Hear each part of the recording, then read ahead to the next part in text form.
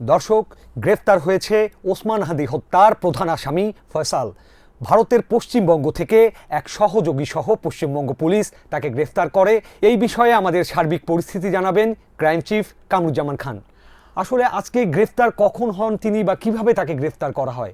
জানেন যে ইনকিলাব মঞ্চের মুখপাত্র ওসমান হাদি ডিসেম্বর মাসে 12 তারিখে ঢাকার পল্টন কালভার্ট রোডে গুলিবিদ্ধ হলে দেশে বিদেশে চিকিৎসাধীন ছিলেন। 18 ডিসেম্বর তিনি সিঙ্গাপুরে মাউন্ট এলিজাবেথ হসপিটালে মারা যান।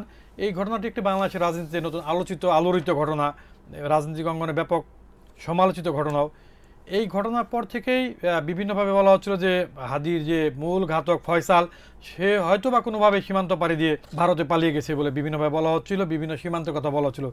সেই ধারাবাহিকতা থেকে বাংলাদেশ পুলিশও অনেকটা স্বীকার করেছিল, আইন তদন্তকারী সংস্থা, যে এরকম হলেও হতে পারে। ইন্ডিয়ান সরকার, ভারত সরকারের সাথেও বাংলাদেশ পুলিশের পক্ষ থেকে, আইন শৃঙ্খলা বাহিনীর পক্ষ থেকে নানান সময় যোগাযোগ করা হয়েছিল এই অন্যতম সন্দেহভাজন খুনি ঘাতক যে ফয়সালের ব্যাপারে। বাংলাদেশ এবং ইন্ডিয়ান পুলিশের যৌথ তৎপরতা এবং গোয়েন্দা তৎপরতার মধ্যেই জানতে পারে যে পশ্চিমবঙ্গ পুলিশের যে স্পেশাল টাস্ক ফোর্স STF সদস্যরা জানতে পারে যে বনগাঁ সীমান্ত এলাকাতে ফয়সাল এবং তার এক সহযোগী আলমগীরকে নিয়ে অবস্থান করছে। সেই গোপন সূত্রে প্রাপ্ত তথ্যের ভিত্তিতেই তারা শনিবার রাত্রে এবং রবিবার রাত 2 দফায় অভিযান চালিয়ে তাদের দুজনকে আটক করেছে। ইতিমধ্যে তাদেরকে আদালতে তোলার পরে 14 দিনের রিমান্ড মঞ্জুর করেছে এবং সেটা মঞ্জুর করেছে হচ্ছে যে অনুপ্রবেশের অভিযোগে। কারণ ওইখানকার STF তাদের যে ভারতের গণমাধ্যমকে ANI-কে জানিয়েছে যে তারা এই ফয়সাল সহযোগী সহ মেঘালয় সীমান্ত দিয়ে অবৈধভাবে সে দেশে আশ্রয় নিয়েছিল এবং সে আবার কোনোভাবেই হোক ওইখান থেকে এক্সিট করার চেষ্টা করছিল। এই অবস্থায় তাদের দুজনকে গ্রেপ্তার করা হয়েছে।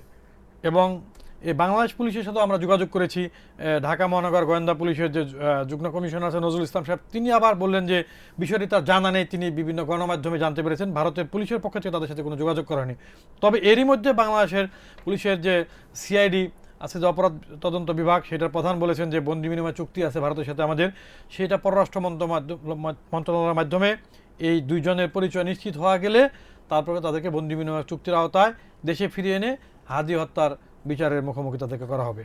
আচ্ছা, হত্যাকাণ্ডের পরপরই চাঞ্চল্যকর একটি হত্যাকাণ্ড ছিল হাদি হত্যার ঘটনা, এবং হত্যাকাণ্ডের পরপরই আমরা দেখেছিলাম ফয়সাল কিছু ভিডিও বার্তা দিয়েছিল সামাজিক যোগাযোগ মাধ্যমে, আমরা দেখতে পেয়েছিলাম, এবং সে দাবি করেছিল সে আসলে দুবাইয়ে আছে। তার মানে সে দুবাইয়ে থাকার কথা বলে আসলে সে ভারতেই ছিল এতদিন।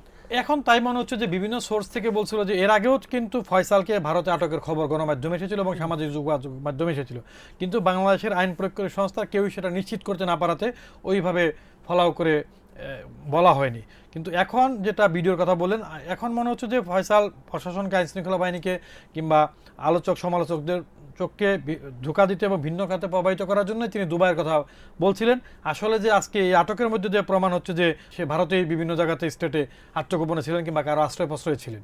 সামাজিক যোগাযোগ মাধ্যমে আমরা যখন দেখেছি তার দেয়া ভিডিওতে, কয়েকটি ভিডিও ওই সময় তিনি দিয়েছিলেন এবং তিনি নিজেকে নির্দোষও দাবি করেছিলেন এবং সেই সাথে বলেছিলেন যে ওসমান হাদির সাথে তার কিছু ব্যবসায়িক এবং কাজের সম্পর্ক ছিল।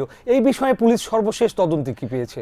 আপনি অলরেডি জানেন যে হাদি হত্যাকাণ্ডের ঘটনাতে ফয়সালের এক বন্ধু আটক হয়েছে, ফয়সালের বাবা মা সহ পরিবার অনেক আটক হয়েছে। এই ঘটনায় পুলিশ দাবি করেছে হত্যাকাণ্ডে ব্যবহৃত অস্ত্র উদ্ধার করা হয়েছে, মোটরসাইকেল উদ্ধার করা হয়েছে, একটি ফেক ভুয়া নাম্বার প্লেট উদ্ধার করা হয়েছে।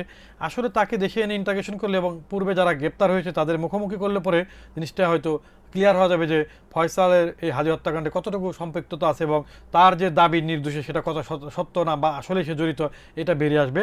এটার জন্য কিছুটা সময় লাগবে। অবশ্যই সেই সাথে হত্যার নেপথ্যে কারা ছিলেন, কারা নির্দেশ, কারণ হত্যাকাণ্ড সবকিছু বেরিয়ে আসবে। এখন যেহেতু সে আটক হয়েছে, তাকে দেশে এনে জিজ্ঞাসাবাদ এবং বিচারের মুখোমুখি করলে জিনিসটা পুরোপুরি পরিষ্কার হবে। ধন্যবাদ আপনাকে। ধন্যবাদ আপনাকে।